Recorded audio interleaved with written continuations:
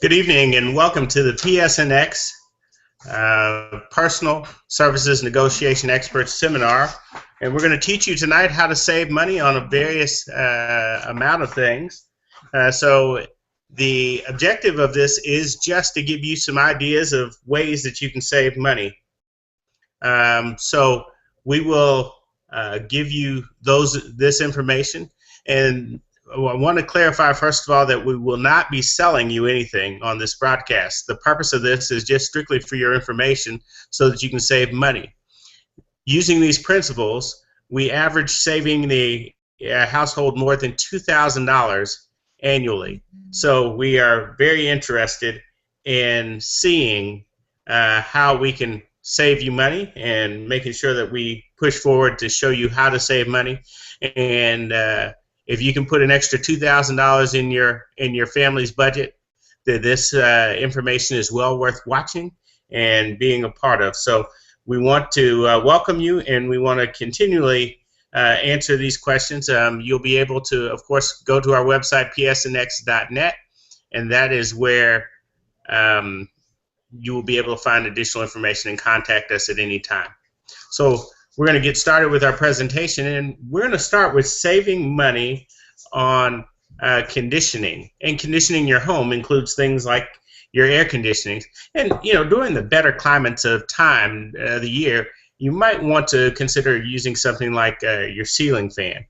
And just some simple things like turning your ceiling fan counterclockwise in the summer, and in the winter running it at a low speed clockwise will help you to reduce the cost. So using ceiling fans to cool off for less is one strategy that we would use and we would talk about. And you might even want to install more ceiling fans throughout your residence as well. Looking at the exterior windows and doors, you want to make sure that you close your exterior doors and windows tightly when the AC is on. Set up alerts. And in some households you have alarm systems that allow you to do that, where when you have a door open or something like that, it'll give you a beep and it'll help you to understand. Saving more money by turning off the kitchen and bath exhaust fans. Those are energy eaters. They continually eat energy at a very high rate. So of course, in some of those situations, you can automate it for effortless savings. There are so many things in automation that are going on. We'll get a little more into that as we go along.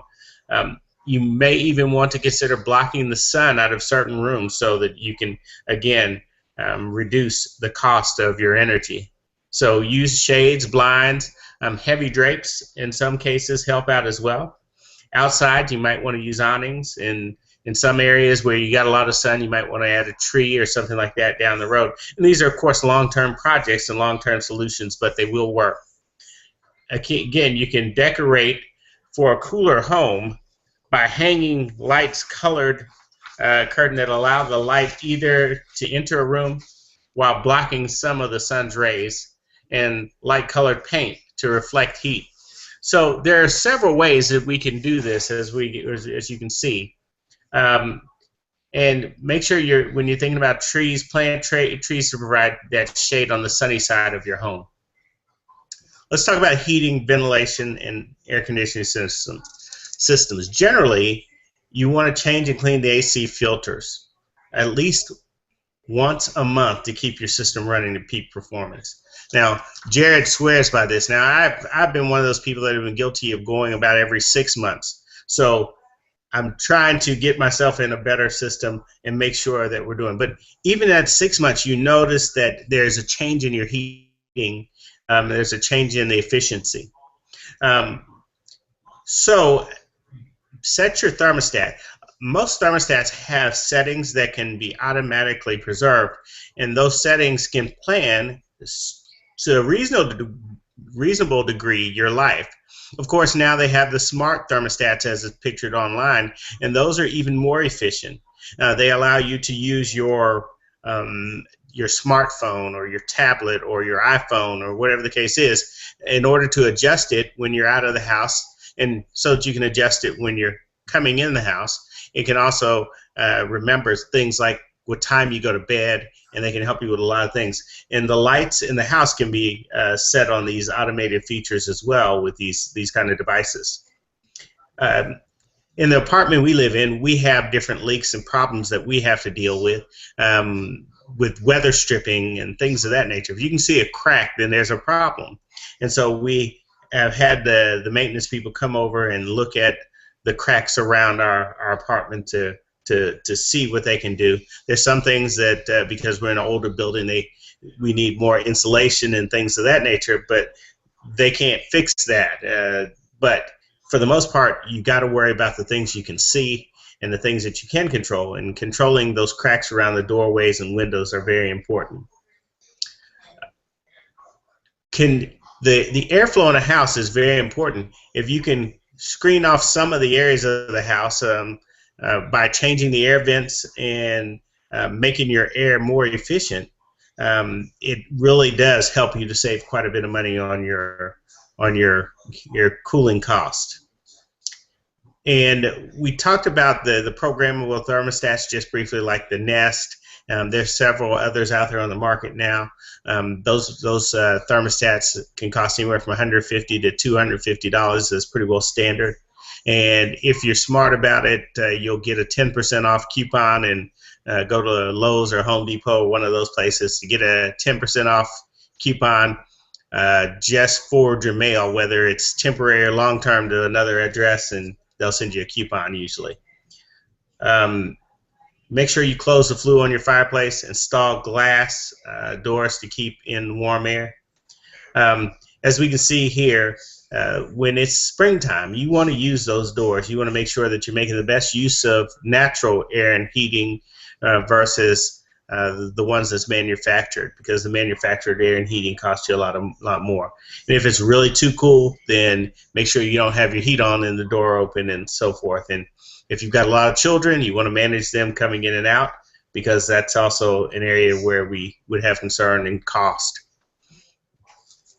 We want to make sure that your AC has an A rating, or a seasonal energy efficiency ratio of 15. And so these are things that you're going to have to check. These are things that are going to require some research, and make sure that you're doing the tune-ups and those things. It's a whole lot better to do maintenance, preventative maintenance, than to do maintenance once the system is inefficient. So you want to make sure that you do these things, and these will help your monthly bills. Oftentimes people think, well, it's going to cost me $50 or $75 to do a tune-up, but it's going to cost you a lot more in energy costs if you don't do a tune-up. Raise the temperature on your thermostat by a few degrees to save on your cooling costs. So, you know, we often want to have a certain temperature. I know that my wife is more in tune with my wife is more in tune with having the thermostat at a real low temperature for most people. It's about well, actually, it's a high temperature for most people. We keep it at about 77, 78 degrees. But before, we used to keep it at 74, 75. So 77, 78 is more warm, on the warm side, but that's what we run with on a regular basis.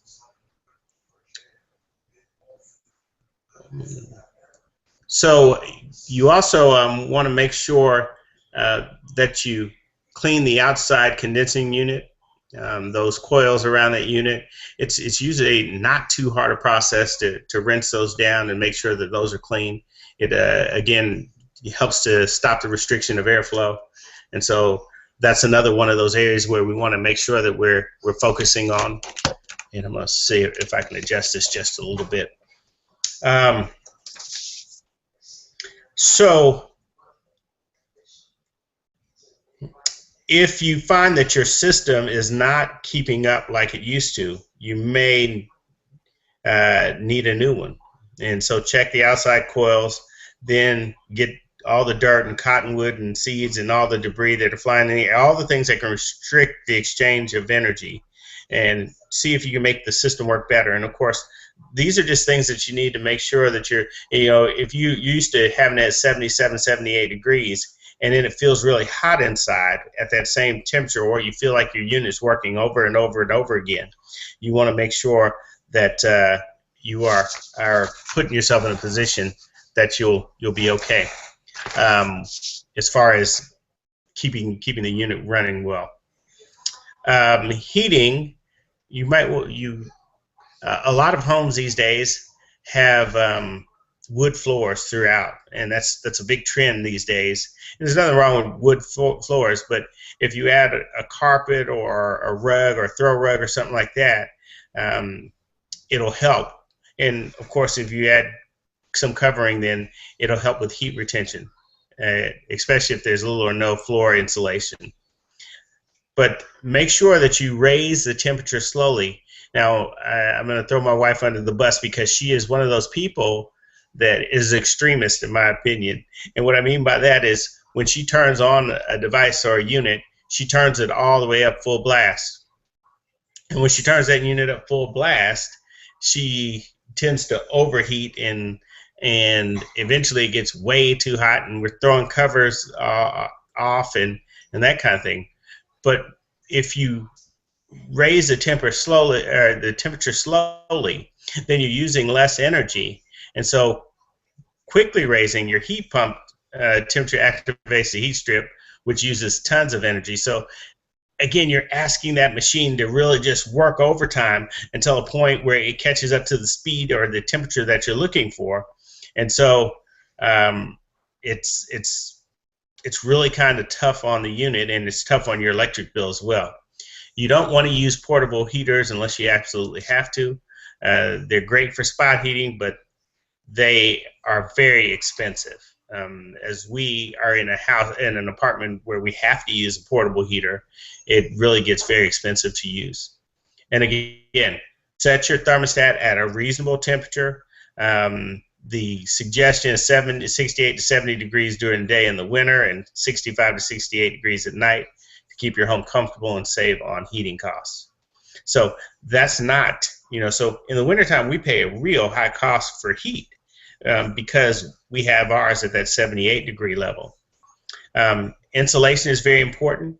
If you find that your rooms are cold and the windows are sealed and everything else, then you're probably going to have an insulation problem, and you want to look and make sure that and have somebody come out and check the insulation. So again, we were talking about keeping your thermostat close to the outside temperature. If it's cheaper to keep your home at 70 degrees when it's 50 degrees outside than when it's 30 degrees outside. That makes sense. Don't block air vents with furniture or drapes, and get an energy efficient unit, and change the filters regularly. So, and then when we're talking about when you're on vacation or during the winter months, you want to set it at something like 60 degrees. Unless you're in Texas, you don't want to do that in the summertime, of course. And so let's just talk for a minute about our home and lighting. So you want to replace your 5 most used light fixtures and use bulbs with Energy Star products. If every American did so, we would save about $8 billion per year in energy costs.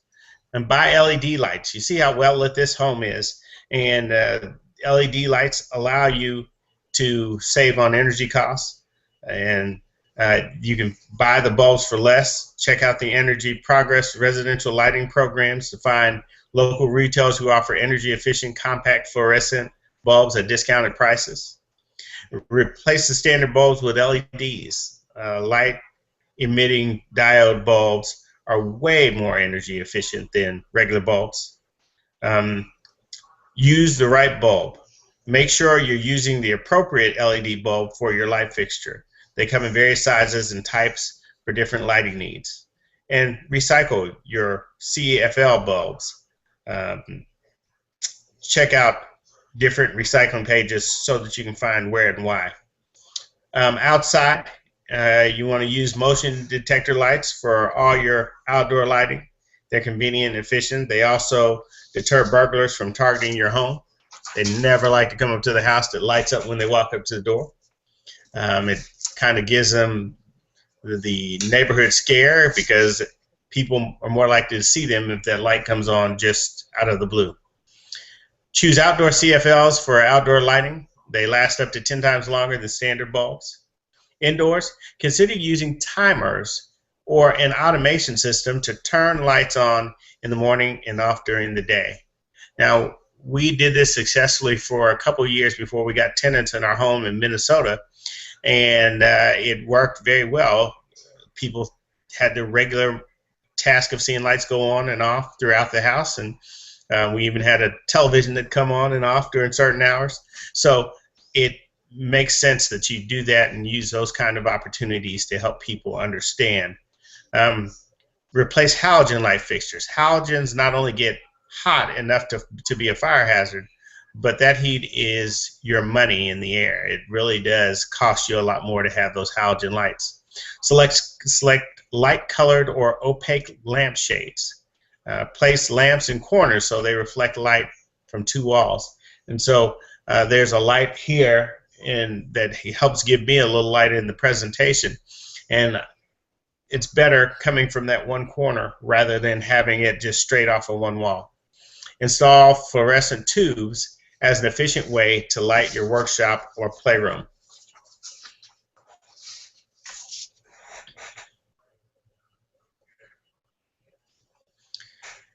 So we're going to talk about appliances for just a moment. You want to make sure that you're choosing the energy efficient appliances. Now, back in the old days, we never cared about energy efficiency. We just got one that rattled and it worked. But they don't just save you money, but they are good for the environment because they use less energy. Refrigerators. Pull the plug on the second fridge located in the hot garage or utility room. Recycle or sell it. Now, we did that a couple of years ago, and it really saved us a lot because when that refrigerator is in that garage, it's hot, it costs you more money because it has to continually cycle to keep going and keep working. And in addition to that, it costs you a whole lot more in maintenance costs as well. Set your refrigerator temperature between 30 and 42 degrees and use the power save switch if you have one. And repair the refrigerator door seals if it feels like cold air around the closed door or moisture is collecting. Replace a refrigerator that you bought in 1999 with an Energy Star qualified model efficient refrigerator. Now, these models will cost you more, it will save you money on electricity and such, and because of that, they will help you out quite a bit. Dust your refrigerator the next time you dust your house. Check the coils behind the refrigerator. Now, this is one of these things that people don't do that often, and it's important that you keep those clean because, again, it keeps the cost down. The more dust and dirt you have back there, the higher your energy costs are going to be. Keep your freezer full. It uses less energy than an empty one. So for maximum savings, consider filling your freezer with gallon containers of water. Replace your refrigerator. Look for the yellow energy guide label to compare features. Choose models with improved insulation and power saving switches. Let's talk about our laundry for just a minute. Wash and dry several loads at once. So you don't want to do one load and then go off for 2 hours and come back and do another load and then go off for a couple hours and come back and do another load. See, the dryer, once you have that heating element heated, it's better to keep it heated and keep doing load after load after load so your dryer doesn't cool down. It's already heated for the next load. It gives you better efficiency in drying. Avoid over drying your clothes. It wastes energy, plus causes static and wrinkling. Separate wash loads into light and heavy fabrics for the shortest drying times. Or better yet, air dry your lightest fabrics. And my wife is a superhero when it comes to air drying the light fabrics. She has a whole lot of things hanging all over the place, but that's one of the benefits. I know she's saving me money. So vent your dryer to the outside to reduce the workload on your air conditioning. And wash full loads of clothes when possible. When smaller loads are necessary, use less water. And you can get even washing machines that are that water efficient as well. We have one that really uses just a little bit of water in comparison to what the old ones use. Hang dress clothing to air dry on portable laundry racks. They also look better. My portable laundry rack is the shower rod in the bathrooms, every door in the house, and that's just the way it is around here. Clean the dryer lint filter before every load to keep your dryer running efficiently. When we think about our next appliance would be our dishwasher. And so set your dishwasher on economy mode to use less water and electricity. Turn your dishwasher off after every wash cycle and let your dishes air dry. You'll save money and keep your dishwasher from heating up your kitchen. Now, I'll give you one other alternative here. My wife, before we married, she didn't have a dishwasher, so she's used to washing dishes by hand. And it doesn't take that long, but we simply use the dishwasher now as a drying rack. So that might be another solution as well. The stove and oven, use microwaves and toaster ovens to cook or warm leftovers. You'll use less electricity than cooking with a conventional oven. Keep the oven door closed while cooking. The temperature can drop by as many as 25 degrees each time you open the oven door. Grill out more often during the summer. And we were just talking about my broken grill today that I have to replace the line on because I'm an avid griller when it's working, but for the last few years I haven't been because I haven't fixed the line. So that's a honeydew for me this coming summer, because I have a feeling if I don't do it this summer, she's probably going to get rid of my grill. And you know, that's almost like getting rid of a man's dog or something. So using the oven in the heat of summer forces the AC to work harder, which raises your energy bill. Use copper bottom pots and pans to use heat more efficiently when cooking on the stove. Keep the stove reflector pans clean to reflect more heat upward while cooking. And turn off your oven or burners when food is almost ready and let existing heat finish the cooking for you. Use tight-fitting covers on pots and pans when cooking on the stove to shorten your cooking time and save energy. And match your pot size to the burner on your stove. Heat is lost when small pots are used on large burners. Smells. Turn off the kitchen bath fans immediately after use. So we're moving on to our next section, hot water heaters in the bathroom. Always wash with cold water. Laundry detergent works just as well, and you'll save 40 cents per load. Check your hot water pipes for leaks, which can drain your energy savings. And let me tell you something, when you have a leak faucet, people don't realize how much it costs, not just in water, but how much it costs in electricity, because you're continually running that hot water heater and it's continually costing you money to heat it. Install aerating low flow faucets and shower heads, and those are available at your local Lowe's or Menards or Home Depot, and will reduce your hot water usage. Turn off your water heater until if you plan on leaving the home for a few days. So if you're going to go away, then turn it off, and when you get back, you can turn it back on. Most models will reheat the water to the set temperature in about an hour, so you don't have to leave that running that whole time.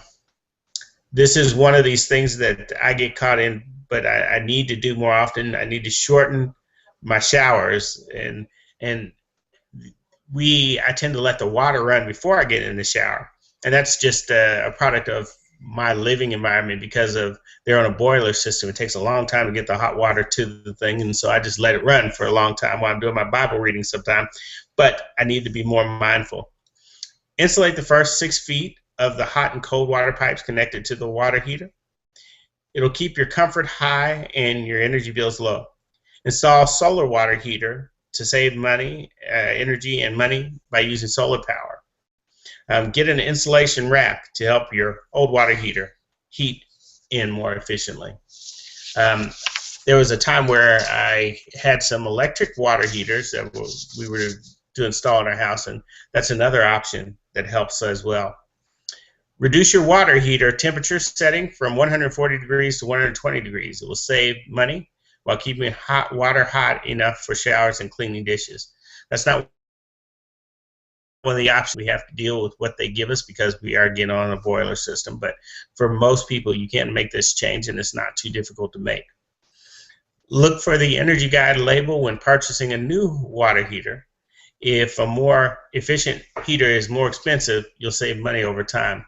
So think about that, because oftentimes we look at it and say, well, why is this one $50 more? That $50 more is there because it's going to save you money on the back end versus the front end.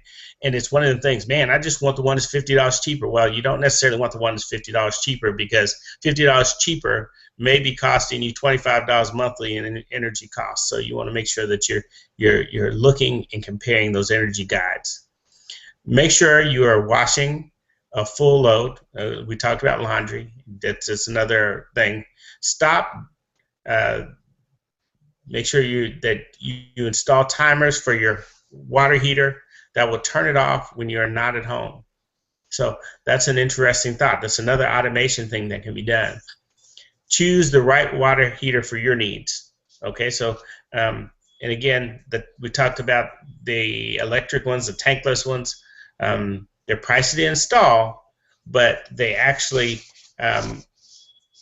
the on-demand water heaters may actually increase your electric bill, but they can also reduce the cost of gas and that kind of thing that continues to burn day in, day out.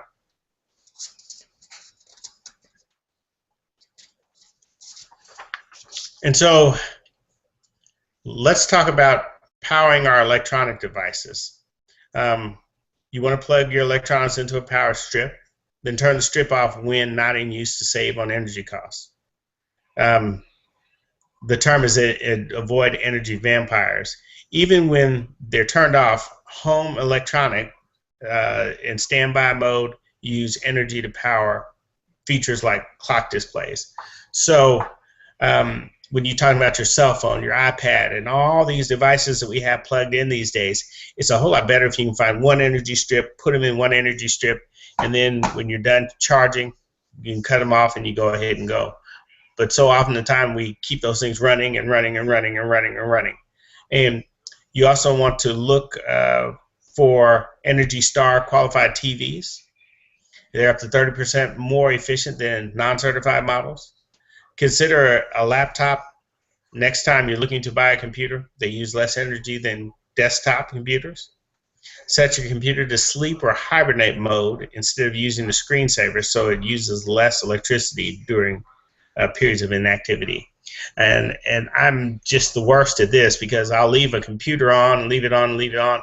But some of the things that you don't know is that you're putting more use on the hard drive, on the motherboard, and those things can burn out. The heat of the computer staying on all the time can sometimes make you lose the motherboard. And the laptop I'm using today, I had to replace the motherboard not too long ago because I had it running continuously. And so it's one of those things that you want to make sure that you're not letting a computer run continuously. They're not made to run continuously.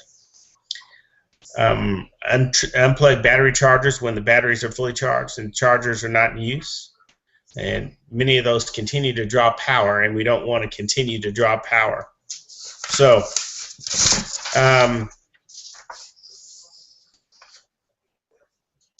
let's talk about windows. Install high-performance windows, screens, and films to protect upholstery, wood, and artwork from UV rays while saving on energy. Eliminate hotspots in your home by using high-performance windows, solar window screens, and qualified window films.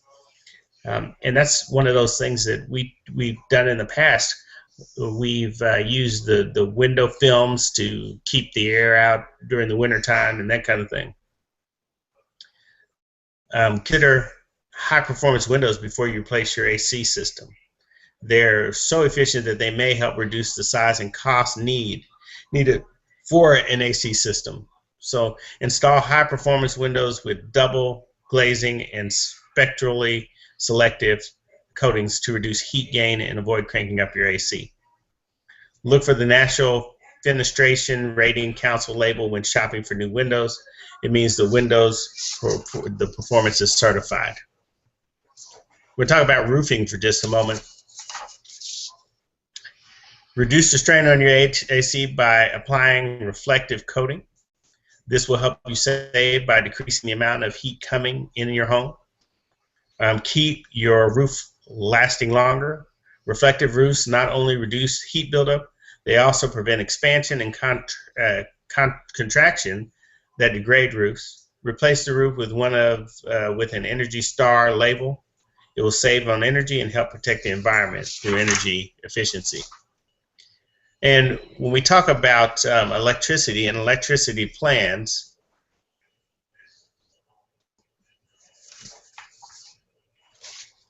we look at our electricity bills, we need to understand that not all electricity is created equal.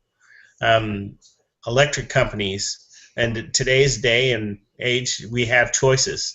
We have those electric companies that are the states that are deregulated, but electricity is not the same as buying or using a credit card. You know, they give you a certain disclosure about what your interest rates are on a credit card. We can't trust the electric companies to give us a good kilowatt per hour rating, because they'll say one thing, but they'll add in different charges, different fees. We see it all the time. And those fees and those things are the things that end up costing you a lot of money, because you're not mindful of what you're really paying for. And so I went and I met with a guy this week, saved him about 25 to 30% on his electric costs. And I'm continually seeing this. Beware of the big companies that advertise all the time. They're advertising because they're going to tack that cost onto you. Beware of the gimmick plans, the plans that say you get free nights or weekends or things of that nature. Those aren't good, because they bill you almost double for the times where you are getting regular power and regular cost.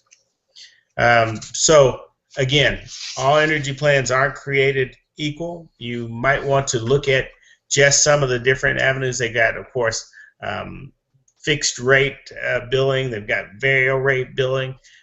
Be leery of the variable rate ones, because they too fluctuate, and they do the fluctuation usually doesn't work out in your favor. During the best times, you're only going to save about $10 a month, and during the worst times, you could be going into a lot more. So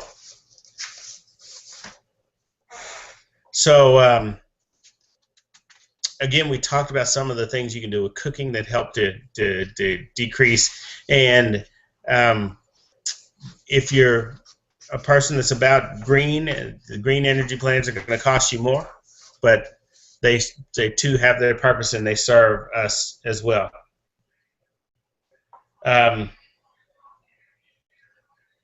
Okay, and so let's talk about television for a moment. Television, internet, and cable. So we're throwing all these in one lump, because the cable, internet, and satellite companies, they tend to want to buy your business. And what we mean by buying your business is they give you a great rate for 6 months, for a year, and no more than 2 years, and then they jack your rates up. And because of this, there are ways that we have to use strategy in order to deal with these companies so that we can get you the most efficient rate. But one of the things I will tell you is make sure that you're aware of what other companies are doing. And in addition to being aware of what those other companies are doing, make sure that you find the package that fits you, because they'll sell you a bundle with a whole bunch of everything, but not everybody needs everything. And so you can also, if you've been with a company for a good while, there are different credits that you can talk to them about.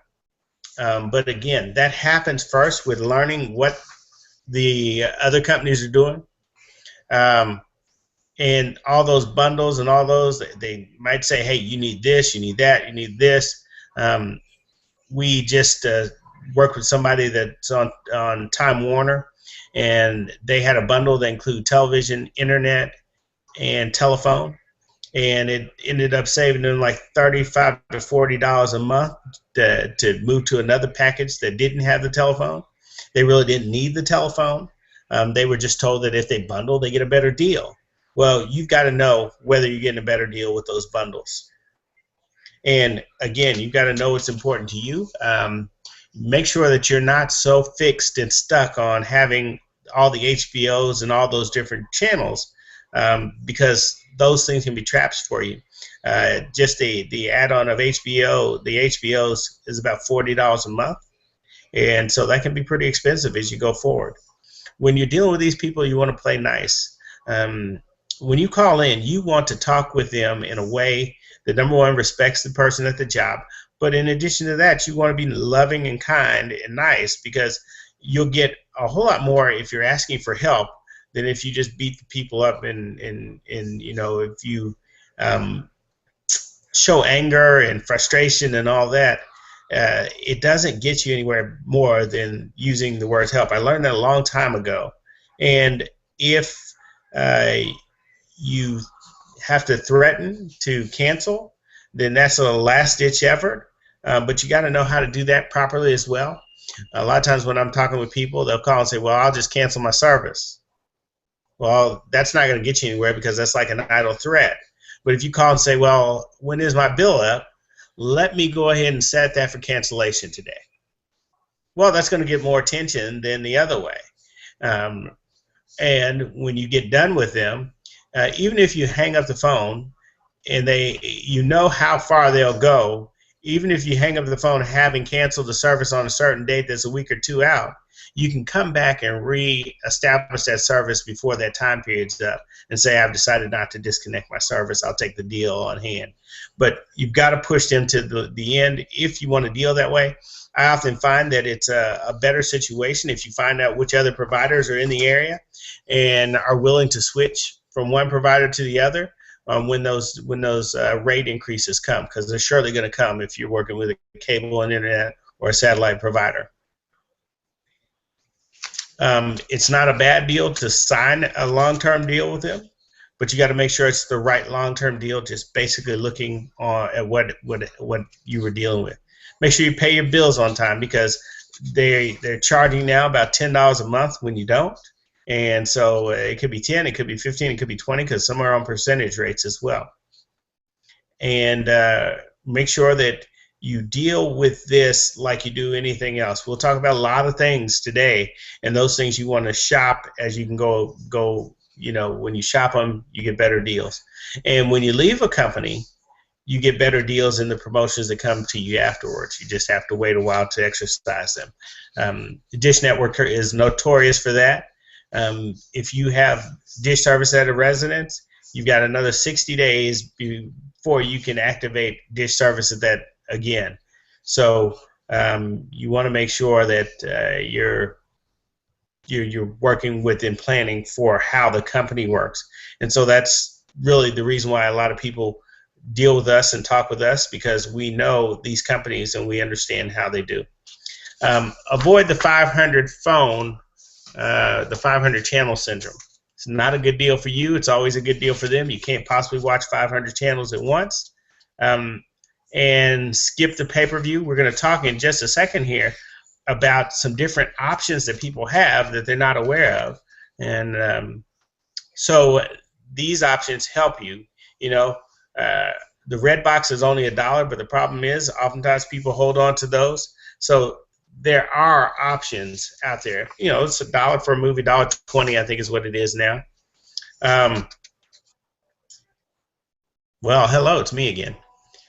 Let's talk a little bit more about PSNX TV for just a moment. And when we look at PSNX TV, and if we could drop that slide back up on the screen for a moment, we switch the slide to me instead of the TV.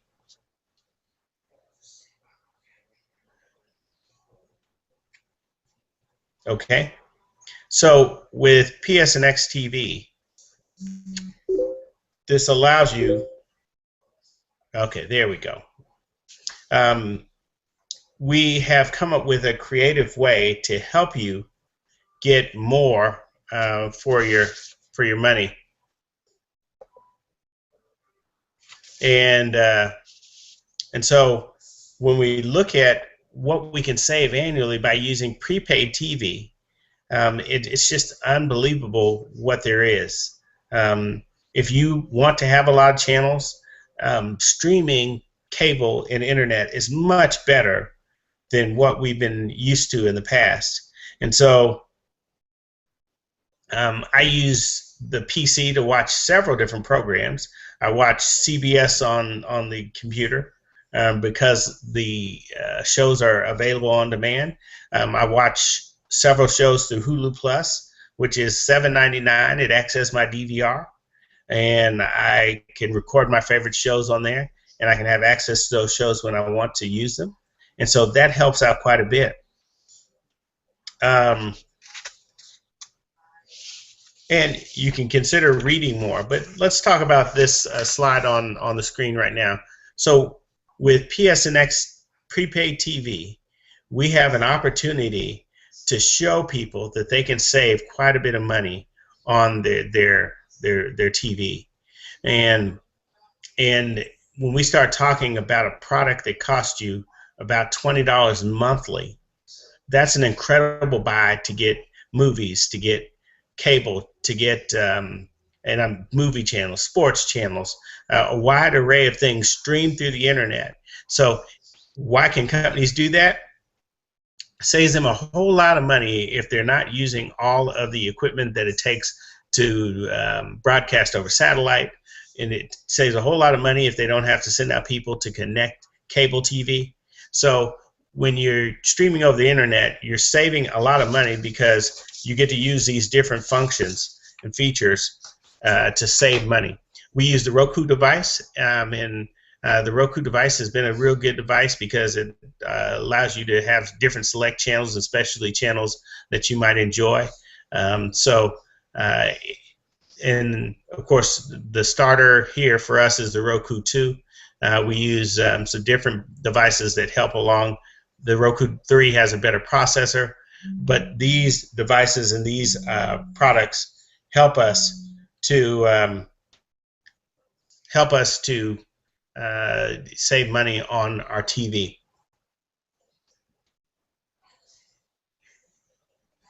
So let's talk about auto insurance for just a moment here. And saving on auto insurance, let's face it, we all like to save money, especially when it comes to auto insurance. Now, I just had a customer this week that I was able to save $2,100 on auto and homeowners insurance, $2,100 a year. So I'm pleased when I started to talk about this because it's a regular battle. There's so many things that people don't look at when they're looking at auto insurance. People change jobs. And when they change jobs, they don't tell the insurance company, I'm no longer driving 45 minutes to and from work. When we talk about other different situations, we need to look at the cost of insurance before we buy a car. I was talking with somebody that has a Camaro recently. Well, a Camaro is going to cost you a little more in auto insurance premiums because of the class of the car. Just like a Ferrari will cost you a little more because of the class of the car. So you want to make sure that you know what you're buying as far as insurance so that you can figure out what the car is going to cost you insurance-wise and what it's going to cost you on the other side. Combine your policies with one carrier. You might want to combine your homeowners and your auto, and they give you discounts for that. The biggest thing that I will tell everybody is make sure you're shopping your auto insurance as well as your homeowners insurance. My client, they ended up going with an auto insurance carrier and a separate homeowners insurance carrier because it didn't save them any money. But oftentimes people don't look. They don't go out and shop it and check. And so because they checked, they were able to save money on both carriers. So again, $2,100 a year is nothing to sneeze at. You know, that's pretty good. If you drive less, they always ask you how many miles you're going to drive each year. You want to drive less, and in some cases, if you're going on a long trip, you might want to consider renting a car because it may be more efficient than driving your own car. Safe drivers get a discount. So if you want that safe driver discount, then you want to go ahead and make sure that you have a clean driving record. one of the things that we did and we understood was that I hadn't had an accident, my fault, in over 20 years. And Cynthia is working in the 10 to 15 year range on hers. So we decided that we would increase our deductible, and that too saved us money on our cars. You can save anywhere from 15 to 40% or more in collision costs by moving your deductible. There are different kinds of associations that you might be a part of. So those sometimes have different discounts. There are different, like USAA, those kind of groups where if you're past military. There's some for college-age drivers. There's some for retired. There are all kinds of discounts that if you ask for them and you look for them, then you can get discounted auto insurance.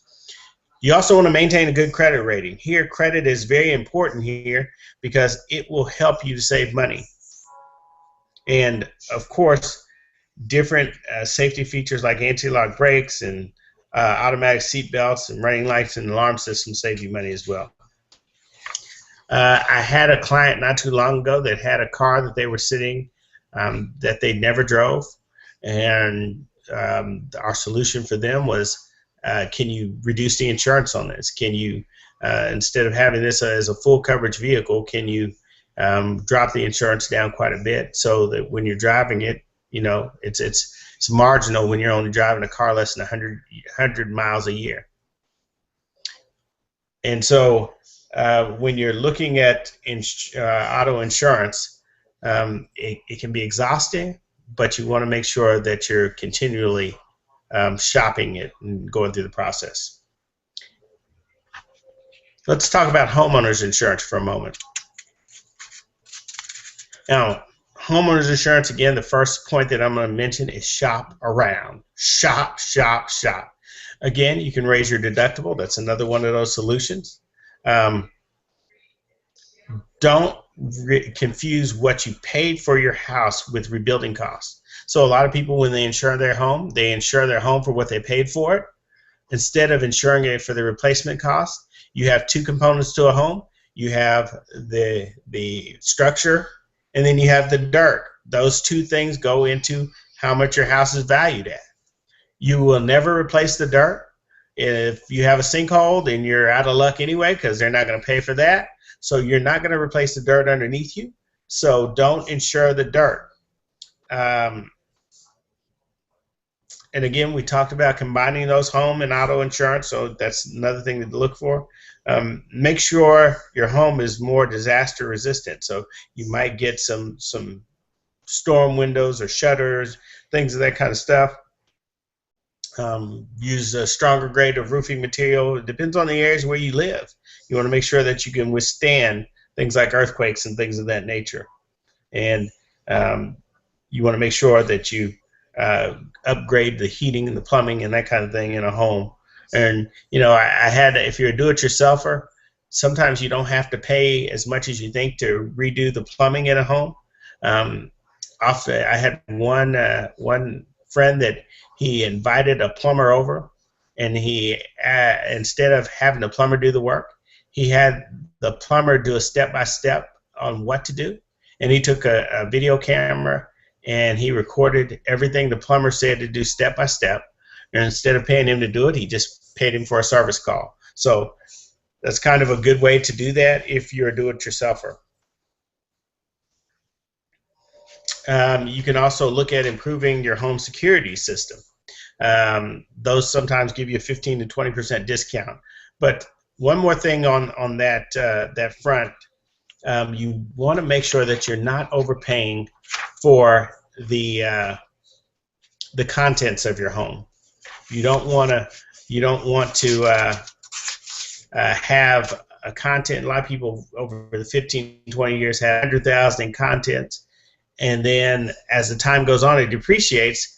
And after 10, 15 years, they got $25,000, $30,000 worth of contents. The insurance company's only going to pay for that 25 to 30% in contents. So, looking at our alarm system, home alarms are They can save you money. Again, we mentioned that they can save you 15–20% on your insurance cost. It is almost always a better idea to buy your own alarm equipment and install it rather than paying the insurance company or the alarm company. They tend to double charge for those things if they install them. But you can find those units at Sam's and Costco and things of that nature. You've got your choice in alarm monitoring. We deal with some different companies, and we try to find ways to help people save money on this. This is, again, another one of those things where companies will oftentimes buy your business. They'll buy your business by putting in an alarm system, and so they're going to keep you in a long-term contract. I've seen them 36 months at $50 a month, which gets kind of high, some as high as $100 a month. And so we just want to make sure that you're looking into this and doing your homework on this as well. And some of these long-term contracts can be extremely costly. So, but you can have some that you self-monitor and that kind of thing, save yourself money on the monitoring fees. So there are all kinds of options for this, and it's better if we sit down with you and help you to make this decision. Save money on banking fees. There are different ways that we can save money on banking fees. Make sure that you get informed on how your bank works. I avoid ATM fees. They cost you money, $3 sometimes to get your own money, which I don't understand. It's just one of the things that's a pet peeve for me. Combined accounts. Most banks have a free banking program these days, and so you have to get with your banker and ask them how can you get free. Some require you to use a debit card, so much like one of mine that I have at Wells Fargo. Some of them require you to have direct deposit or something of that nature. So there's ways to do that as well. Make sure that you got enough money in the bank so you don't get NSF charges, because that's the most expensive part of banking. And so we can save money with a better credit score, and we have partnered with a company called Shapiro & Hurst, and just to give you a heads up, the phone number for Shapiro & Hurst is 972-996-6688, and tell them that you heard about them on PSNX, and they won't charge you to help you to understand your credit better. They'll spend time with you just trying to understand what you need to do in order to fix your credit. But it is not their purpose to necessarily sell you a product right off the bat. They want to find out what it is you need. But there's some things that you got to understand. If you have a higher credit score, you can get cheaper financing. And oftentimes people don't check their credit score before they go buy a car, before they go buy a house. And these are very important things that you have to be careful with, because it can cost you a lot of money. Let's just talk about if you have a 48-month auto insurance loan at $17,000 at 3.9%. The total payout over the life of the loan is $18,388. Now let's just look at it if your credit score was a little lower and you had a 6.9% interest rate. Then for that same car, you paid $19,502. So that's almost $1,100 more for that. And if you got a 17 or 18% interest rate, you can imagine how bad that would be. Sometimes you're paying $10,000, $20,000 more for a car than you have to. And you could stop that just by paying $700 or $800 to fix your credit before you go in and buy the car. Another example, when you talk about a house, if you buy a $150,000 house on a 30-year fixed rate, and the mortgage is at 3.5% interest, it will cost you $242,000, $242,483 over the life of the loan. Add 2 more percentage points, take it up to 5.5%, and you now are paying $306,000 for that house. That's $64,000 more just for 2 points. And some people are at 8–10%. Mortgage rates on their mortgages, and I've even seen them at 11 and 12% still today. So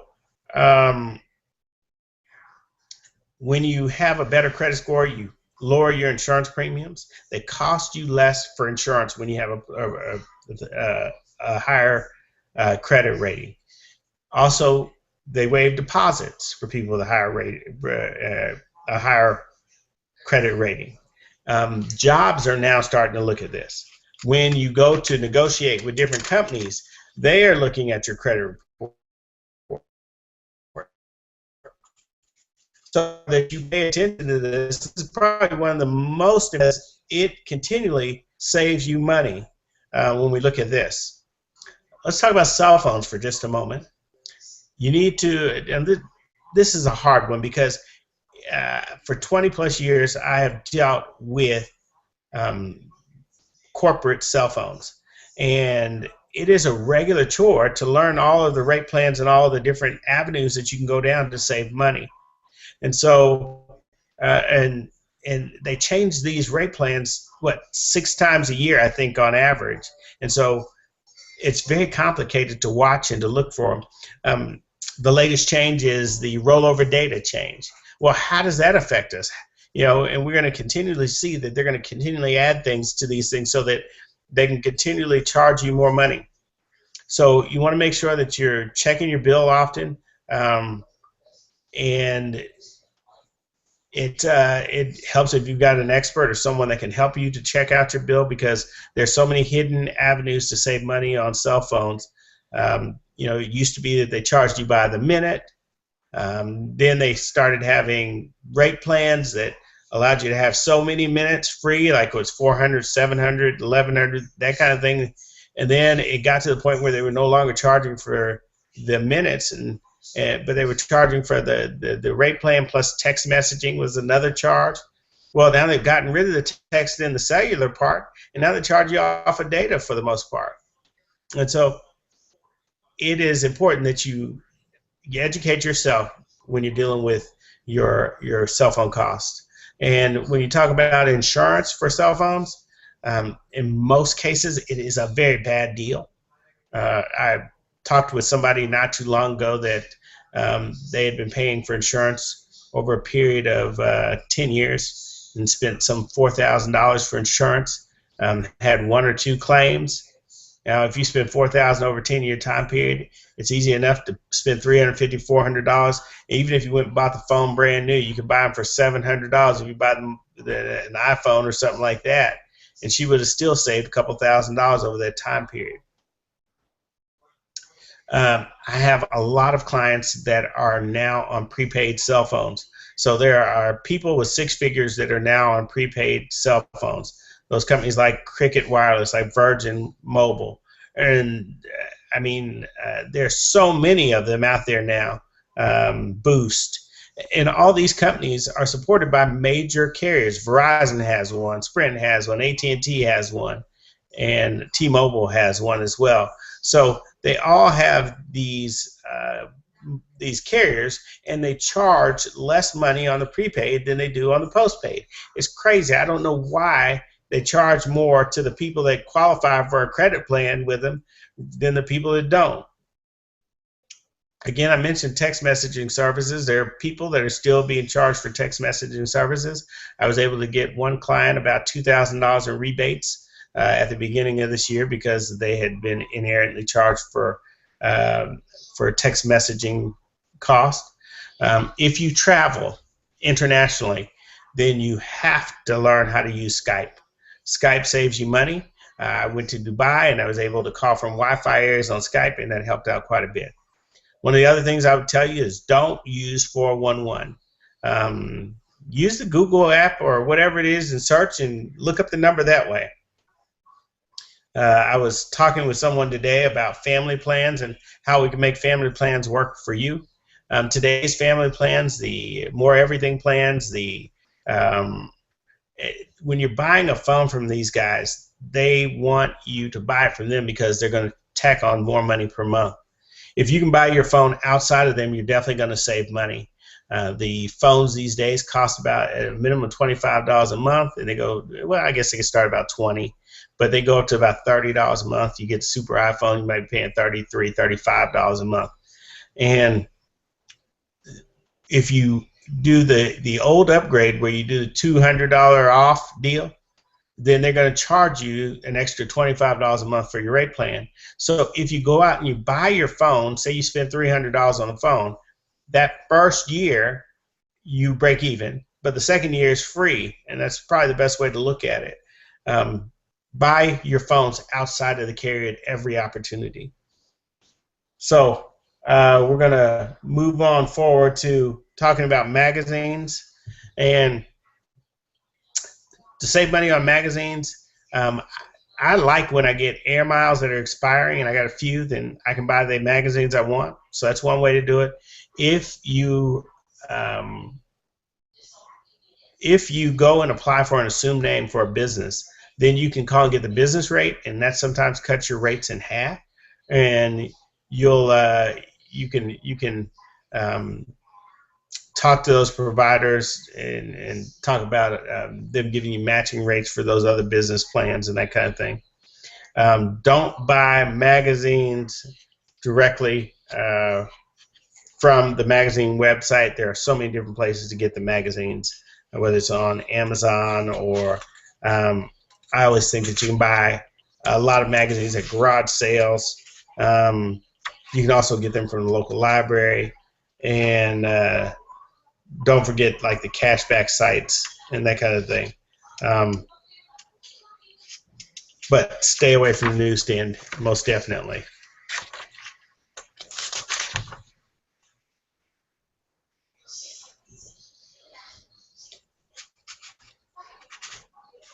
And you can also swap magazines. So let's talk about mortgages for just a moment here. We're going to wrap this up in just a few minutes here. Get pre-approved. But before you get pre-approved, make sure that your credit is the best it can be. You can improve your credit score, sometimes 40 to 100, 150 points within a 2-week time period if you know what you're doing, if we're working with the right people. And that rate boost, we talked about what the difference was in having a good credit score just a few minutes ago. We're talking about credit. So make sure that you're looking at those options.